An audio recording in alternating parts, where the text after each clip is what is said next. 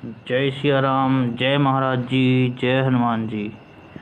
आज मैं आपको महाराज जी के बारे में बताता हूँ कि महाराज जी कहाँ कहाँ रहे। महाराज जी एटा, मैनपुरी, इटावा, फतेहगढ़, आगरा आदि जिलों में भी भ्रमण करने लगे थे। वैसे भी इसके पूर्व से ही इन जिलों तथा आसपास के अन्य जिलों गांवों से सैकड़ों भक्त नीम करौरी आते रहते थे। बाबा जी की चमत्कारी लीलाएं सुनकर किलाघाट, फतेहगढ़ आकर उनकी अन्य जिलों की यात्राओं और भी बढ़ गई। घर घर, गांव गांव, शहर शहर जाकर नई नई लीलाओं के साथ साथ एक ही उद्देश्य के लिए, दया एवं जन जन का कल्याण। फतेहगढ़ किले में तब राजपूत रेजिमेंट का कमांडिंग ऑफिसर कर्नल मैकन्ना था, जो बहुत सख्त था और विशेषकर भारतीय जोगी साधुओं से बहुत चिढ़ता था। परंतु फौज के सिपाही बाबा जी के जो किले से बाहर अक्सर डेरा डाला करते रहते थे, भक्त हो चले थे बड़ी संख्या में और छिपकर उन्हें दूध, फल आदि भेंट करते रहते थे।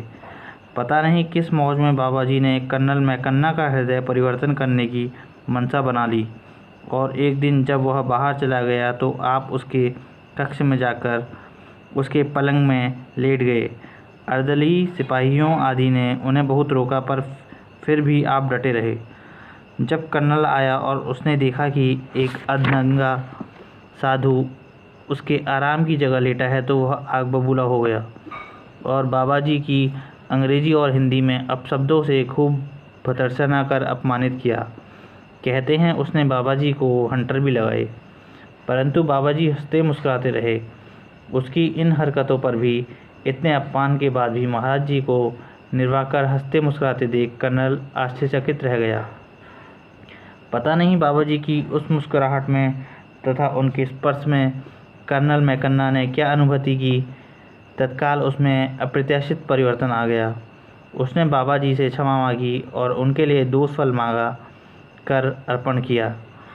साथ में हुक्म भी दे दिया कि बाबा जी को किले के अंदर आने दिया जाए और उन्हें फौज की तरफ से दूध फल भी अर्पण किए जाए।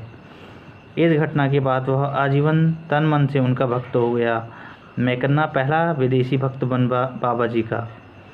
बाबा जी ने अपनी मौज में कर्नल से कह दिया था, जा तू जनरल हो जाएगा। तब मैकन्ना को इस बात पर विश्वास नहीं हुआ था, क्योंकि उसके ऊपर ना मालूम कितने और अफसर थे जो जनरल बनते। परंतु बाबा जी का अमोघ वचन कैसे निरर्थक होता। द्वितीय विश्व युद्ध में वह जनरल बनकर सुदूर पूर्व की कमान संभालता हुआ जापानियों से लड़ा था। जय सिया राम, जय महाराज जी।